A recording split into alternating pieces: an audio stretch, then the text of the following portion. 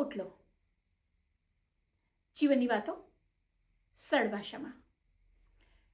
નમસ્તે મિત્રો, હું છું ડૉક્ટર સીમા અને આપ સૌનું સ્વાગત કરું છું ઓટલા પર. આજે આપણે વાત કરવાના છીએ એક એવી કળા વિશે જે આપણે બધાને એવું છે કે આપણને બહુ જ સરસ આવડે છે. અને ખરું પૂછો તો મિત્રો, આજના જમાનામાં એ કળા આપણે ધીરે ધીરે ભૂલી રહ્યા છીએ. અને એ કળા છે સાંભળવાની કળા, ટુ લિસન.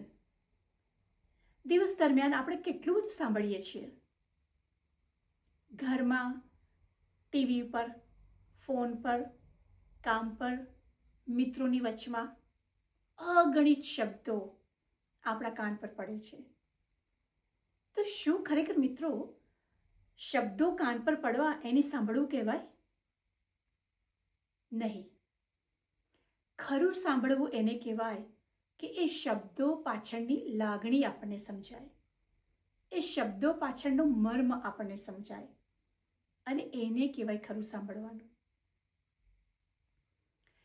ક્યારેક આપણે કોઈ વ્યક્તિ મળે અને આપણે વ્યક્તિને પૂછીએ કે તમે કેમ છો, અને વ્યક્તિ કહી દે કે આમ ઓકે, ઠીક છે, અને ત્યારે આપણે એવું સમજીએ કે બધું બરાબર છે, અને આપણે એમને જવાબ આપી દઈએ કે ઓકે. પણ શું ખરેખર એવું હોય છે?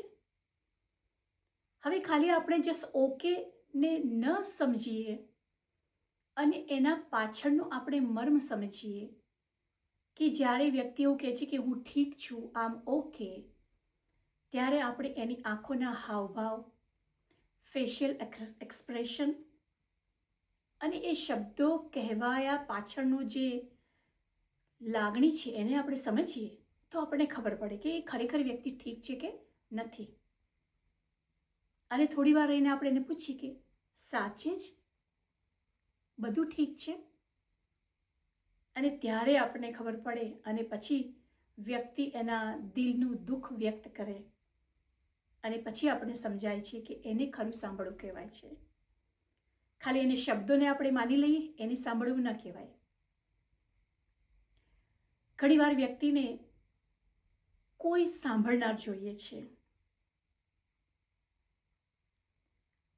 જનરલી આપણે શું કરીએ છીએ ડે ટુ ડે લાઈફમાં, આપણે બધાને એક આદત છે, કોઈ પણ વ્યક્તિ તકલીફમાં હોય અને થોડીક પણ આપણી સલાહ માંગે કે થોડીક પણ આપણી સાથે વાત કરવા માંગે, તરત જ આપણે એની વાતને સાંભળ્યા વગર વચ્ચે એને ચૂપ કરાવી અને તરત જ આપણી ટાપસી પૂરવા માંડીએ.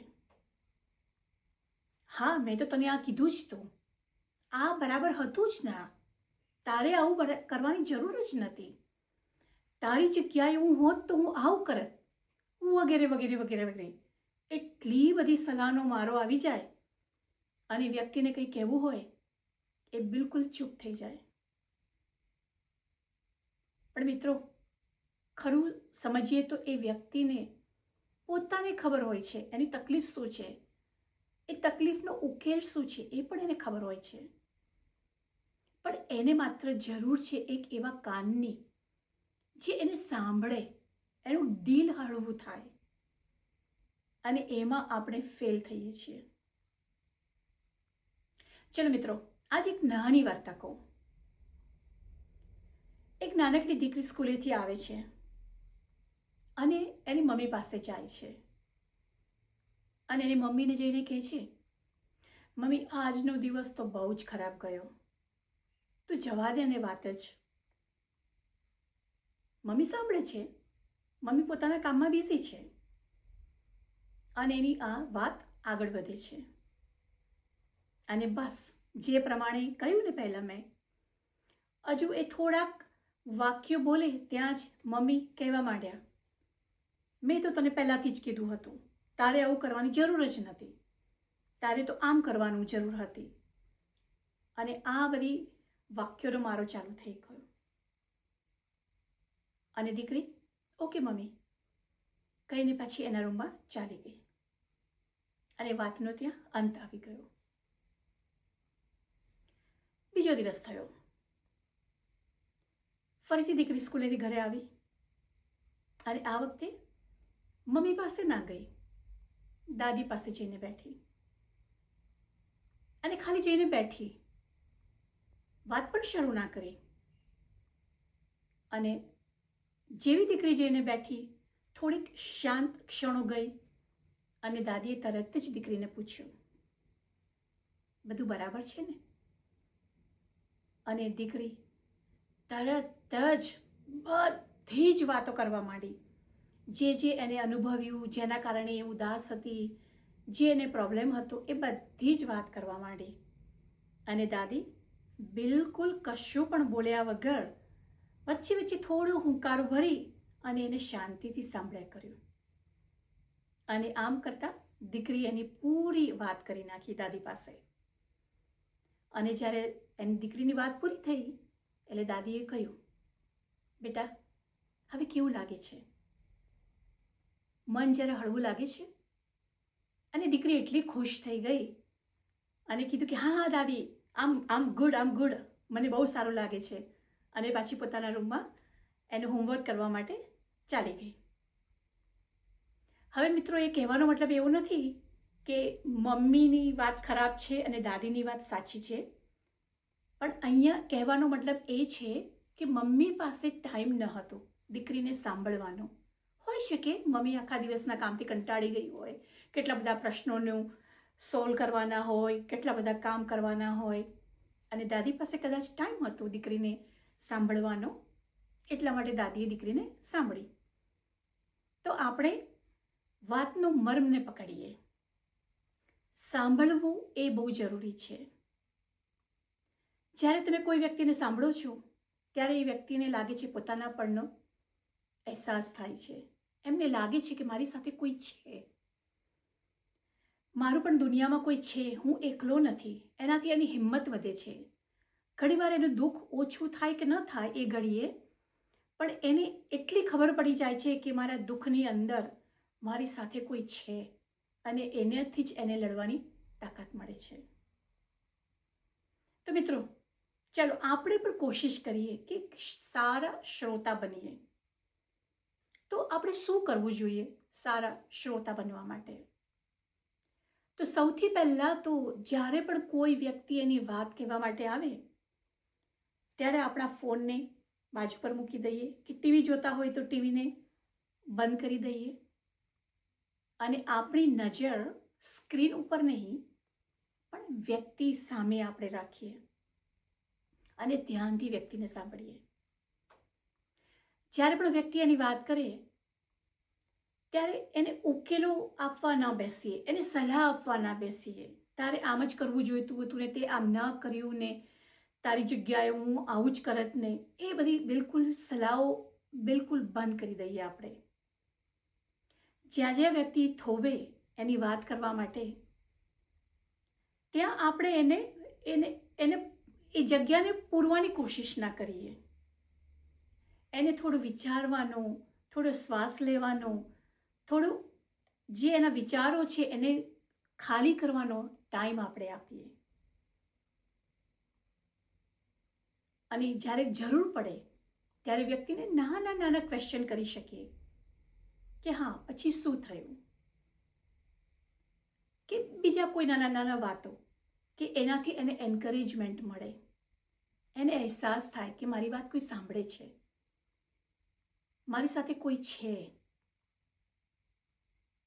અને આ જ તમારી લાગણીઓ એ સમજાય.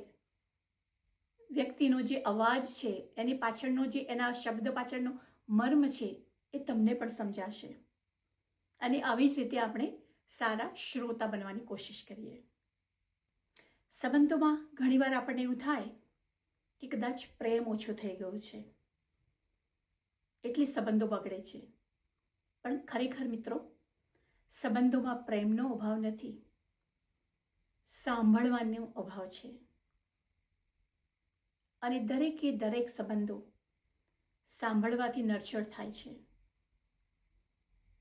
ઘણીવાર એવું મિત્રો બને કે તમારું બાળક તમને આવીને કંઈ કહેવા માંગતું હોય અને તમે ફોનમાં બિઝી હો. તમારો જીવનસાથી તમને કંઈ આવીને કહેવા માંગતું હોય અને તમે ટીવી જોવામાં વ્યસ્ત હોય. તમારા પેરેન્ટ્સ, તમારા દાદા દાદી તમને એકની એક વાત ફરી ફરીને કરવા માંગતા હોય કે કર્યા કરતા હોય, તો ત્યારે તમે એમને તરત જ એમની વાતને કાપીને કહી દો કે ઓહ, આ તો તમે મને પહેલાં પણ કીધું હતું. પણ મિત્રો, એમને વાત શું કહેવી છે એ મહત્વનું નથી. એમના માટે એ મહત્વનું છે કે મને કોઈ સાંભળે છે, મારી પાસે કોઈ છે, એનું મહત્વ છે. જ્યારે આપણે કોઈને સાંભળીએ છીએ ત્યારે આપણને નથી ખબર એવી વસ્તુની ખબર પડે છે. પણ જ્યારે આપણે બોલીએ છીએ તે જે આપણી પાસે છે, આપણને ખબર છે, એ જ આપણે વ્યક્ત કરીએ છીએ. તો આ બંને કેટલો મોટો તફાવત છે સાંભળવામાં અને બોલવામાં. તો મિત્રો, ચાલો આપણે એક પ્રેક્ટિસ કરીએ. એક 10 મિનિટ કે 5 જ મિનિટ તમારા કોઈ પણ ગમતા વ્યક્તિની પાસે કે તમારા મિત્ર પાસે કે તમારા બાળકો પાસે કે માતા પિતા પાસે કે તમારા ફ્રેન્ડ્સ પાસે બેસો. જસ્ટ બિલકુલ બોલ્યા ચાલ્યા વગર બેસો અને શાંતિથી સાંભળો. અને પછી જુઓ ધીરે ધીરે ધીરે એ વ્યક્તિમાં પણ કેટલો બદલાવ આવે છે અને તમારામાં પણ કેટલો બદલાવ આવે છે. અને મિત્રો, આપણે આગળના એક વિડીયોમાં પણ આપણે વાત કરી હતી કે મૌન અને સાંભળવાને બહુ મોટો સંબંધ છે. જ્યારે તમે મૌન થાઓ છો ત્યારે તમે વધારે સાંભળો છો. તો કોશિશ કરો કે સાથે સાથે તમે મૌનની પણ પ્રેક્ટિસ કરો, તો તમને સારા શ્રોતા પણ તમે બની શકશો. અને આ જ રીતે સાંભળવાથી એકબીજાની લાગણીઓ વહેંચાય, એકબીજા સાથેની ઉષ્મા વધે, સંબંધોનો વિસ્તાર થાય, સંબંધોનું જે ગહેરાઈ છે એ મહેસૂસ થાય. અને આટલું બધું આપણે સાંભળવાથી એના લાભ મળે છે. તો મિત્રો, આપણે હવે એવી કોશિશ કરીએ કે આપણે થોડું ઓછું બોલીએ અને વધારે સાંભળીએ. તો મિત્રો, આજની વાત તમને જો પસંદ આવી હોય તો તમારા ગમતા વ્યક્તિ સાથે શેર કરો અને કોમેન્ટમાં કરો, હું સાંભળું છું. અને આવી જ જીવનની બહુ જ સરળ સરળ વાતો લઈને આપણે આવશું આવતા અઠવાડિયે તમારા પોતાના ઓટલા પર. નમસ્તે મિત્રો.